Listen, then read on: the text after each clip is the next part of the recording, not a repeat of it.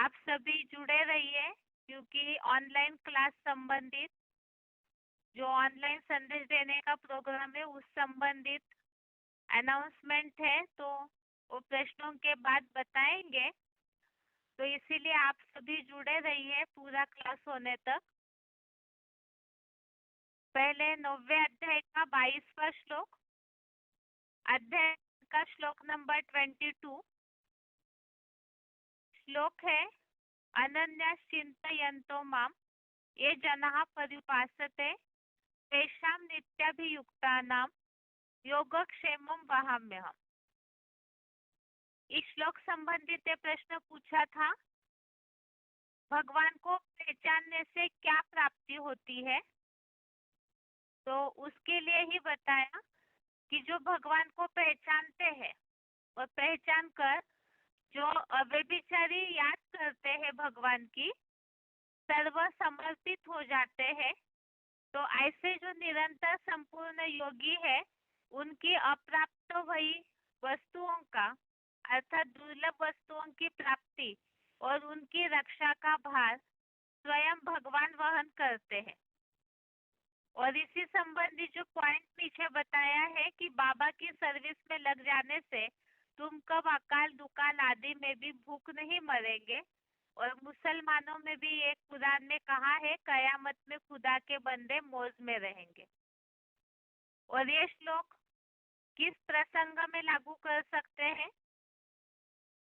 तो जैसे कि भक्ति मार्ग में तो ये माना जाता है कि भक्त ये मानते हैं कि जो भगवान की भक्ति करने वाले हैं भगवान की छत्र छाया उन पर रहती है।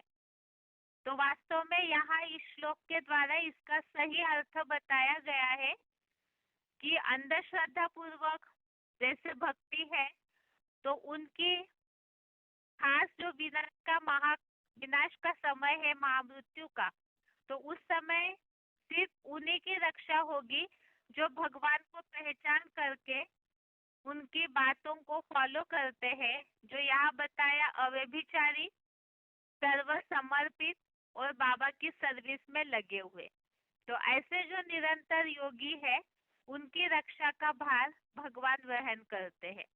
तो ये खास तो भगवान के प्रति श्रद्धा भावना या निश्चय पूर्वक जो चलते हैं उनके लिए किस तरह से भगवान रक्षक है वह लागू करने के श्लोक है। और जैसे कि अध्याय और 14वें अध्याय का जो श्लोक हमने रेफरेंस में समझा था उसमें इस बात का उल्लेख है कि जो पूरी तरह आत्मिक स्थिति में स्थित है, तीसरे अध्याय का 18वां श्लोक और 17वां, यहाँ जो हमने प्रसंग समझा था, जो पूरी तरह आत्मिक स्थिति में रहते हैं, देह के प्रति दैहिक पदार्थों के प्रति कोई आशा नहीं, तो ऐसे जो ईश्वरीय सेवाधारी है वो कभी भूख नहीं मरेंगे। शिव बाबा स्वयं उनकी रक्षा करते हैं।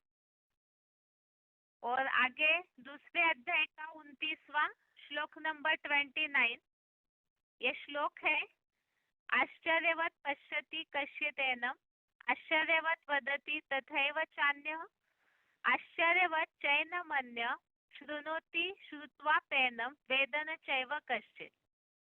इस श्लोक संबंधित प्रश्न ये पूछा था, अनिश्चय में आने का कारण क्या है। दूसरा, जैसे मुरलियों में भी इस प्रसंग में बात आती है, इस प्रसंग में जो मुरलियों में बात आती है कि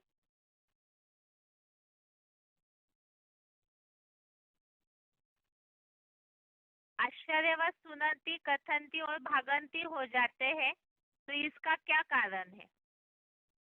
इस 29वें श्लोक के नीचे एक मुरली पॉइंट दिया हुआ है, शंकर क्या करते हैं, उन हीरो का पार्ट ऐसा वंडरफुल है जो तुम विश्वास कर न सको।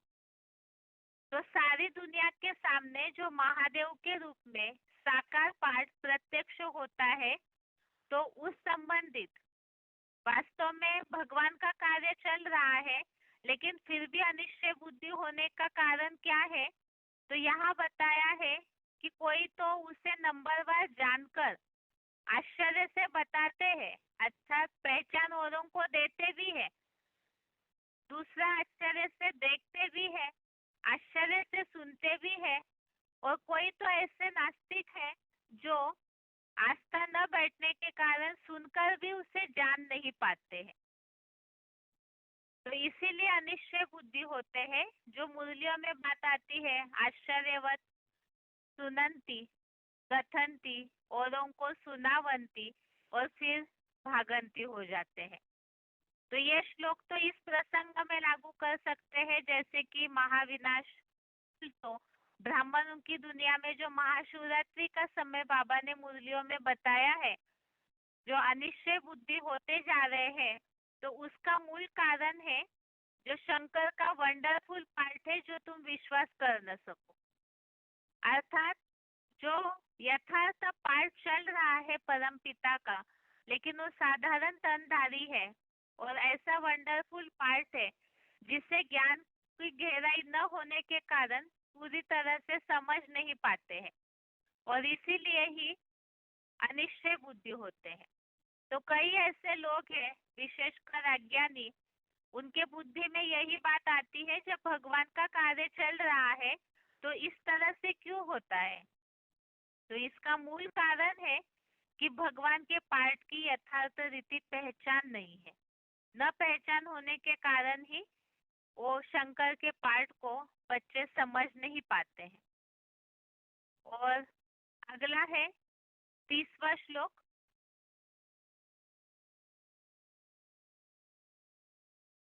देहि नित्यं वध्योऽयं देहे सर्वस्य भारत तस्मात् सर्वाणि भूतानि न त्वं शोचितुमर्हसि। इस श्लोक में विशेष बात जो आई है, आत्मा अवध्य है।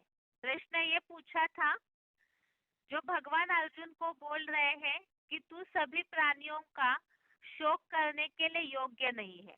तो शोक क्यों नहीं करने के लिए भगवान ने बताया है। सिंपल अर्थ है श्लोक का, उसमें ये बात आई है, आत्मा सबके शरीरों में सदा अवध्य है। अर्थात आत्मा को कोई मार नहीं सकता, इस प्रसंग में ये बात आई है। और दूसरा जो इस श्लोक में क्लैरिफिकेशन वाला अर्थ है, उसमें जो बात बताई है, यह सृष्टि बीज हीरो परमात्मा सबके शरीरों में पुरुषोत्तम संगम के नंबरवार पुरुषार्थ से प्राप्त सहज राजयोग की ऊर्जा से सदा अवध्य है। तो इसीलिए तो इस धर्म युद्ध में हाजिर सभी प्राणियों का भी इतना शोक करने के लिए योग्य नहीं। अर्थात आत्मा में यहाँ तो सभी में नंबरवार जो याद की ऊर्जा समाविष्ट रहती है, तो उस अनुसार ये आत्मा अवध्य है, महाविनाश में भी उसका कोई नाश नहीं कर सकता है। और अगला है 31वां श्लोक, श्लोक नंबर 31। श्लोक है, स्वधर्ममपि चावेक्ष न विकम्पितुमर्हसि धर्माति युद्धात् श्रेयोन्यत् क्षत्रियस्य न विद्यते। इसमें प्रश्न ये पूछा था, क्षत्रियों के लिए किस बात में कल्याण है, ऐसे बताया है। तो यहाँ जो क्लैरिफिकेशन वाला अर्थ है, उसमें जो उल्लेख है क्षात्र धर्म से, क्षत्रिय के लिए क्षात्र धर्म से मिली राज्य रक्षा सिवाय कोई दूसरा कल्याण नहीं है। तो क्षत्रियों के लिए राज्य की रक्षा करना, इसी में ही कल्याण है। और दूसरा, इस श्लोक में जो उल्लेख आया है कि तू विचलित होने योग्य नहीं है, क्षात्र धर्मों को देखकर तू विचलित होने योग्य नहीं है। यदि इस युद्ध को महाभारत युद्ध के तौर पे यदि हम देखें, तो क्षत्रियों के लिए तो युद्ध करना अनिवार्य है, इसीलिए युद्ध को देख करके पीछे नहीं हटना चाहिए, विचलित नहीं होना चाहिए। जो भगवान अर्जुन को समझा रहे हैं कि शास्त्र धर्मों को देखकर तू विचलित होने योग्य नहीं है। लेकिन जैसे कि हम अभी समझते हैं कि यहाँ तो पुरुषोत्तम संगम युग के लिए यह प्रसंग लागू होता है, और पुरुषोत्तम संगम युग में सभी नंबरवार क्षत्रिय है, क्योंकि सभी माया से युद्ध करते हैं। ये माया से युद्ध है, ये महाभारत युद्ध धर्म का भी युद्ध है। तो इसमें विचलित नहीं होना चाहिए। पुरुषार्थी जीवन में कई ऐसी परिस्थितियां आती है। पुरुषार्थी जीवन में अवस्था अप एंड डाउन होती है, या तो जिस परिवार से हम जुड़े हुए हैं तो वहाँ भी कहीं ना कहीं संघर्ष के कारण बहुत से पुरुषार्थियों की स्थिति ऊपर नीचे होती है। माया का जो युद्ध है उसमें भी, संस्कारों का युद्ध है उसमें भी अवस्था ऊपर नीचे होने से विचलित होते हैं। तो ये क्षत्रिय अर्थात जब तक देवदूत बने तब तक युद्ध की स्टेज में है सभी। तो ऐसे समय में ऊपर नीचे अवस्था होने से युद्ध की स्थिति में विचलित नहीं होना चाहिए, क्योंकि बिना युद्ध के राजा ही नहीं मिल सकती, न देवता बन सकते हैं। तो इसीलिए ही पांडवों के लिए तो राज्य चाहिए उनको, इसीलिए वो युद्ध कर रहे थे। और यहाँ भी जो विश्व की बादशाही है वो प्राप्त होगी, देवता पने का पद प्राप्त होगा। तो इसीलिए युद्ध करना अनिवार्य है। इसीलिए बताया अपनी आत्मा के क्षात्र धर्म को देखकर भी तो विचलित होने के योग्य नहीं है। इस तरह से आज के टेस्ट संबंधित प्रश्नों के उत्तर हो गए। और अभी जैसे कि शुरू में बताया था, ऑनलाइन संदेश देने का प्रोग्राम, तो इस संबंधित अनाउंसमेंट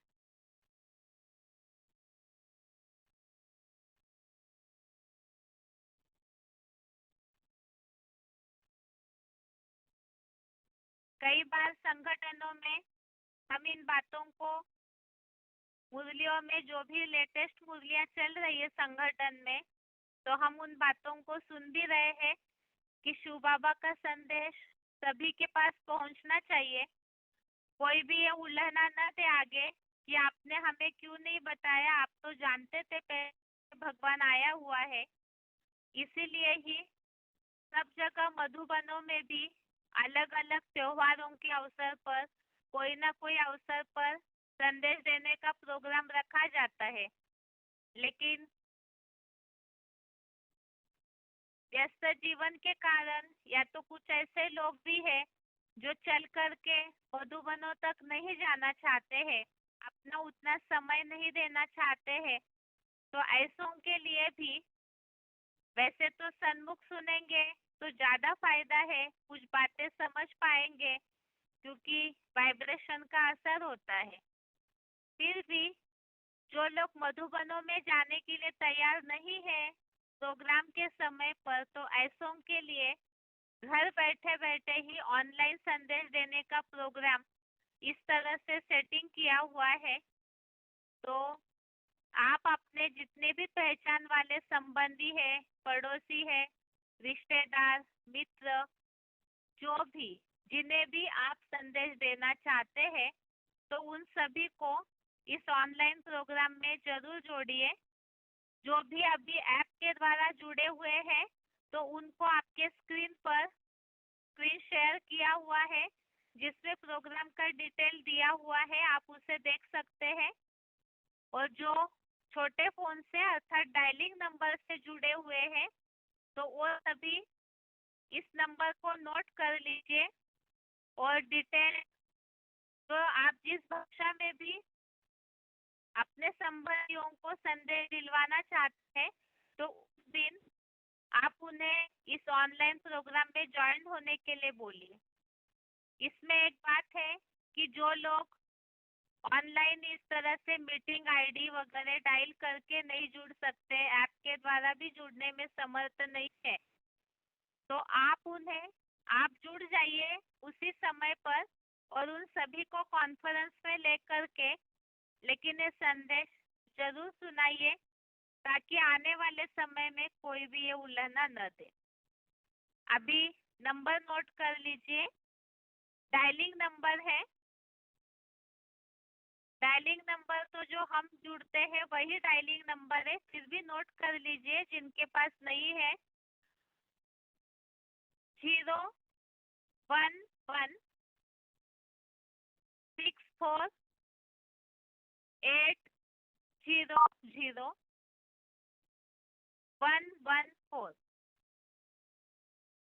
डायलिंग नंबर हिंदी में 01164800114। मीटिंग आईडी नंबर है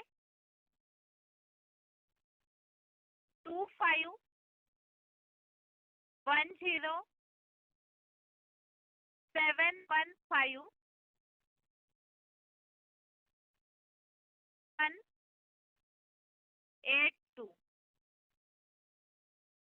मीटिंग आईडी नंबर हिंदी में 25107152। डायलिंग नंबर वाले हैश लगाइए और ऐप द्वारा जो जुड़ते हैं तो वो हैश लगाने की आवश्यकता नहीं है। पासवर्ड है 082024। पासवर्ड हिंदी में 082024। डायलिंग नंबर वाले हैश लगाइए और ऐप द्वारा जुड़ने वालों को हैश लगाने की आवश्यकता नहीं है पासवर्ड में भी। अभी भाषा समय सभी के लिए सेम है। रात को 8 से 9 बजे तक सभी भाषाओं का समय रात को 8 से 9। तेलुगु 6 मार्च। तेलुगु भाषा 6 मार्च।